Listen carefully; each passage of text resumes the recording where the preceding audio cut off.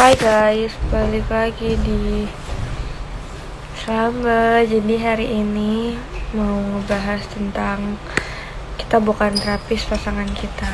Gitu. Ini aku bakal live sama Kalida.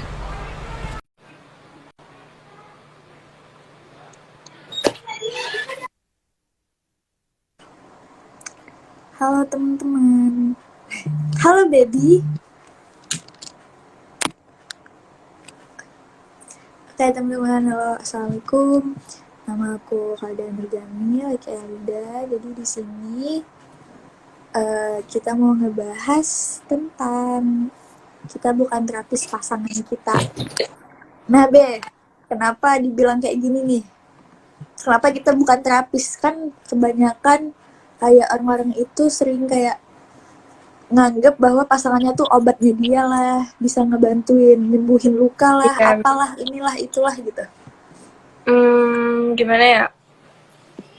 Mungkin eh, aku juga bingung sih kalau mau ditanya. Tapi ya emang aku juga sebagai orang yang ngerasa aku suka ngedengerin pasangan aku gitu maksudnya. Ya, Saling ngedengerin gitu-gitu. Tapi ya balik lagi emang dia bukan terapis kita karena ya kadang kan kita kalau udah cerita segalanya tuh berekspektasi yang terlalu tinggi gitu kan. Nah betul. sebenarnya ekspektasinya itu yang salah kalau menurut aku.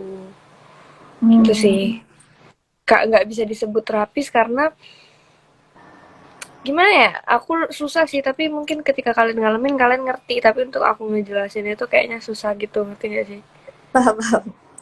Iya sih, Kalau kau gimana? Kan kau juga pasti sharing kan sama pasangan kau. ya, Kayak gitu. eh, karena menurut aku ketika aku kan maksudnya kita sering nih perempuan, ada quotes kayak gini, di balik laki-laki yang sukses itu tuh ada perempuan, di balik laki-laki yang susah ada perempuan yang hebat. Nah gitu.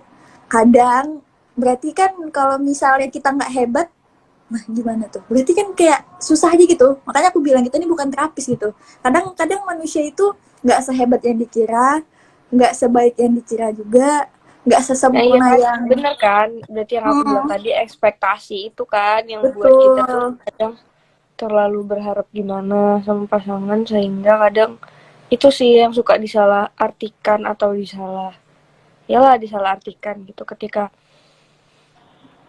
mungkin beberapa kalimat yang dibalik laki-laki sukses ada perempuan hebat itu mungkin di beberapa kondisi aku setuju tapi kan nggak Ya, semua hal ya. Balik mm-mm. lagi kayak banyak lah, banyak buktinya yang perempuan yang mau nemenin laki-laki dari nol gitu. Ya benar. Tapi balik lagi kadang ya susah sih. Aku juga karena belum belum ngalamin jadi nggak. Betul. Nah, iya makanya tadi yang aku bilang kayak kadang nggak semua perempuan itu sehebat itu gitu loh. Nggak sehebat yang kayak bisa ngebuat laki-lakinya sukses. Kadang emang ada yang udah bikin laki-lakinya sukses, tapi ya itu kan banyak perjuangan gitu loh. Entah itu ada cekcok atau apa atau gimana gitu kan. Karena pasti di pemikiran laki-laki ketika perempuan hebat itu bisa nenangin laki-laki yang lagi kayak lagi mumet abis pulang kerja atau lagi mumet, banyak kerjaan banyak tugas atau apa, mereka bisa nenangin bla bla bla bla. Padahal ya kan, menurut aku ketika kita punya anak ataupun ketika kita sibuk sama kesibukan sendiri, itu tuh nggak ada waktu buat nenangin laki-laki, nggak ada waktu buat selalu ada di sisi laki-laki. Nah iya kan, gitu kan. Iya benar, makanya kayak ya di situasi tertentu mungkin kita bisa, tapi kan nggak di segala situasi gitu. Itu sih kalau menurut aku. Baik. Aduh, nih aku bingung nih mau ngebahas apa lagi ya kan. Soalnya kadang ini ada Gimana ini gimana? namanya. Aku bingung mau ngebahas apa lagi. Iya mungkin eh, kalau udah tentang kita bukan terapis itu sebenarnya nggak cuma di pasangan sih, di segala kondisi nggak sih? Iya, sama partner juga. Tapi itu sih menurut aku kayak Bukan di ya, pertemanan kan juga gitu. Kadang kita sharing antar teman, tapi nggak segala hal tuh bisa kita kasih solusi. Dan kalau terapis ini kan berarti kita ngasih solusi, ngebantu dia menyelesaikan masalah gitu kan Nah, kalau iya, bisa iya. dibilang. Oh, sabar-sabar. Jadi, aku sama pasangan aku, itu tuh tipe pasangan aku itu orangnya dia harus punya solusi. Sedangkan aku tuh nggak bisa kayak gitu, Be. Aku tuh kayak Enggak tipenya, sih, sebenarnya gini. Hmm, tapi emang cenderung laki-laki kayak gitu dah. ya, Kecenderungannya tuh ada lebih besar di laki-laki dibanding perempuan yang harus punya hmm, solusi. Karena ya itu balik lagi, kita perempuan kan lebih dominan menggunakan perasaan kan. Nah, kalau laki-laki itu lebih dominan menggunakan eh, logika. Nah, karena dia lebih dominan menggunakan logika, itu yang ngebuat dia ketika dia punya masalah dia harus selalu punya solusi. Kayak gitu sih kalau menurut aku. Jadi ya emang kebanyakan juga laki-laki yang aku jumpa tuh kayak gitu. Mereka hmm, harus punya solusi di setiap masalah gitu. Jarang lah laki-laki yang nggak bisa ngasih solusi atau tapi ada, tapi jarang. Dan sebenarnya itu ada plus minus ya menurut aku. Minusnya laki-laki yang selalu pengen punya solusi. Kadang nggak segala hal, nggak segala masalah tuh punya jawabannya sekarang kan. Ya kan? bener. Nah, jadi kadang itu tuh jadi minusnya, jadi ngebuat orang di sekitarnya tertekan karena harus Betul. punya solusi atau membuat pasangannya tertekan atau siapapun lah di sekitarnya. Plusnya ya bagus karena kita kadang perempuan tuh butuh ditenangin karena kadang perempuan ini suka lebih Oh, panik kan daripada laki-laki. iya, Nah, bener, bener, itu bener, bener. ditenangin dengan cara yang uh, ya gitulah gitu sih. Jadi menurut aku ada plus minusnya sama juga kayak laki-laki yang terlalu nggak bisa ngasih solusi juga itu minusnya sih ada, plusnya Mm-mm. juga ada. Jadi ya tapi kayak kebanyakan minus deh kalau laki-laki gitu, cuma ya Iya, gitu lah. cuma kan kayak kadang ya, aku tipenya kan maksudnya ketika ada orang curhat termasuk ke atau siapapun lah itu, aku tipenya yang suka ngedengerin doang. Ya kalau emang butuh saran atau solusi, paling aku balikin ke dia gitu loh. Kayak kalau misalnya solusinya gini, gini, gini, gini, gini. Dan itu pun kadang-kadang nggak semuanya bisa kayak aku nggak bisa semua kasih solusi. Contoh, ketika pekerjaan ataupun tugas atau pelajaran gitu kan beda ya. Aku sama doi maksudnya jurusannya beda. Nah terus ya dia cerita dia curhat gitu, aku susahnya di sini di sini di sini. Otomatis ketika curhat masalah pekerjaan ataupun perkuliahan itu kan pasti harus ada solusinya kan. Nah aku nggak bisa ngasih. Nah ketika nggak bisa ngasih kadang dia kesel gitu loh. Kesel itu kayak aku tuh nggak mau didengerin doang gitu loh. Aku pengen ada solusinya gitu. Nah Nah ya itu itulah bedanya laki-laki, kadang kita perempuan ngasih apa yang kita mau ke laki-laki sementara mereka nggak mau itu. Jadi gini hmm, loh, udah seringnya cekcok antara perempuan dan laki-laki setelah aku pahami ya. Gini, perempuan itu cuma pengen didengerin. Nah, itu yang kita kasih ke mereka. Sementara mereka nggak maunya itu, mereka maunya punya solusi. Nah, itu yang mereka kasih ke kita, gitu. Ngerti kan maksud aku? oh hmm, Ngerti kan? Nah, mereka tuh butuh solusi. Jadi, menurut mereka, setiap perempuannya cerita, nah mereka harus kasih solusi. Karena itu ya yang sebenarnya karena mereka butuhkan. betul Kayak gitu. iya, Jadi iya, mereka iya. ngerasa itulah yang kita juga butuhkan. Padahal kan nggak gitu. Beda kan Hmm, perempuan dengan laki-laki. benar. Itu sih sering miskomnya tuh di situ. Sama kayak perempuan nge-treat laki-laki seperti apa yang dia mau di-treat. Sebaliknya, Ya. laki-laki nge-treat perempuan kayak gimana dia mau di-treat. Kayak gitu kan. Mhm, benar. Nah, itu kebanyakan tuh miskomnya tuh di situ. Apalagi kalau yang jarang ngobrol, jarang mengkomunikasikan segala hal yang harusnya dikomunikasikan. Kayak gitu kan. Betul, betul. Itu sih yang seringnya miskom dan lain-lain. Iya, contohnya kayak kadang nih ya, sometimes aku tuh pengen didengerin doang. Karena kan kita perempuan nih udah tahu ya solusinya. Misalnya nih, kita lagi mumet masalah tugas.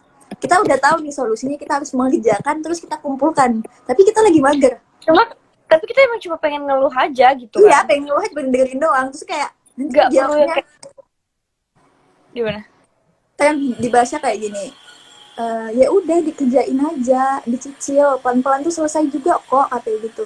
Ya Kenapa? kayak Jangan iya aku jangan juga ngeluh tahu aja kok. gitu. Jangan Iya ngeluh kan? kayak Kayak apa sih gitu. dalam Aku hati kita kayak juga ya aku tahu aku tinggal ngerjain, aku tahu mm-mm, aku harus ngerjain, bener. tapi nggak itu yang aku pengen mau keluar dari mulut kok gitu kan. Iya, betul. Kayak kadang kan kayak semangat gitu atau apalah gitu yang bikin kita mau ngerjain ataupun gini ya udah kalau misalnya lagi mumet lagi pengen ngeluh nih aku temenin kamu deh kamu ngerjain tugasnya ada gimana bisa kan gitu ya atau ngajakin apa dulu kayak maksudnya ada alternatif lainnya kadang perempuan tuh rata-rata sih menurut aku ya perempuan tuh pengen denger doang kalau ngasih solusi itu maksudnya minta solusi itu ada gitu tapi beberapa saat aja kayak memang lagi mumet doang kok aku kalau nggak bisa ngasih solusi atau bantuan justru pusing ya sama. Bisa hilang ternyata titik bawah matanya. Oke, Iya kan hilang bisa ya. di tap tap. Tuh kata Kak Iciu. Ya kan dia laki-laki, dia termasuk dari salah satu mereka. Jadi kalau dia nggak bisa ngasih solusi, dia pusing sendiri. Jadi Benar. menurut dia, setiap ada orang cerita sama dia, dia harus ngasih solusi dah. Kayak gitu. Oh, Padahal kan enggak kan. Kadang kan orang iya cuma iya butuh benar. ceritain. Mm-mm, Nah iya itu. Balik lagi kan, miskom dan benar. lain-lain. Nah, terus juga kenapa kita bisa, maksudnya kenapa kita nggak boleh disebut terapis? Karena nanti beban emosionalnya tuh bakal eh, dialamin sama satu orang doang gitu. Kayak Oh, ketika kau cerita sama aku harus menterapis kok gitu. Kayak aku harus ngasih tahu kok segala hal, aku ngasih solusi. Sementara nih, aku nih juga pusing. Aku nih iya. juga bingung mau ngasih solusi apa sebenarnya gitu. Kayak Jadi, yang Kak Lici alamin lah ya. nah iya bener banget. Jadi kayak seseorang begitu banyak menginvestasikan waktunya untuk mendukung orang lain dan dan kesehatan mentalnya dia tuh suka lupa gitu sama diri dia sendiri gitu. Dia terlalu fokus Hmm, sama masalah orang, dia terlalu fokus untuk membantu orang. Itu yang sering terjadi gitu. Jadi dia benar, lupa memprioritaskan dirinya sendiri gitu sih. benar, benar. Nah, itu terus seseorang yang mengalami hal yang memiliki tanggungan berupa emosional tadi tuh, emotional Hmm, labor namanya. iya emosional ya. Terapis. Jadi ya beda lah intinya tuh kalau dalam pasangan tuh ternyata ada kan terapis pernikahan dan penulis apa nih? Jelaskan. Oh, ini penjelasan emosional labor. Oh, merupakan sejumlah energi emosional yang dikeluarkan untuk menjaga hubungan tetap berjalan. Gitu. Hmm, iya, iya, iya. Itu sih. Ya. Ini aku emang konsepnya pakai mukena ini ya guys, biar langsung sholat selesai ini. Di sini udah azan soalnya. Iya sih di sana cepet soalnya. Mm-mm. Ya kan aku Oke, soalnya di Arab kan sekarang, jadi agak cepet Anda gitu. kemarin jauh. Jadi parah parah. Bagus lah jadi Aku. puas. Iya. Benar benar benar. Nih terus juga dalam sebuah Dan artikel gitu ya.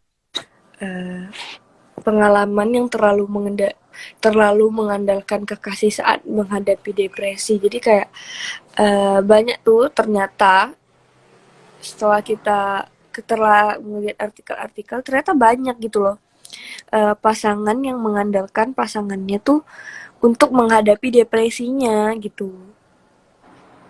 Pada satu titik kekasihnya itu merasa letih dan ketakutan menghadapi masalah besar sehingga memutuskan mengambil jarak gitu. Nah, lama setelah berpisah dari kekasihnya, ia baru menyadari mengapa kekasihnya itu pergi dan tidak kunjung pulih. Ia telah menanamkan peran terapis dalam diri pasangannya itu. Jadi emang, hmm, ya kadang kita kadang gini loh, ketika misalnya aku ya menganggap pasangan aku itu terapis. Nah, dia yang nggak yang dijadikan sebagai terapis itu tuh jadinya stres dan kadang bisa memilih untuk pergi karena nggak sanggup gitu loh. Jadi betul. kan kayak egois kan. Ya, Mm-mm. memang sih karena balik lagi kan suatu hal yang berlebihan tuh nggak baik.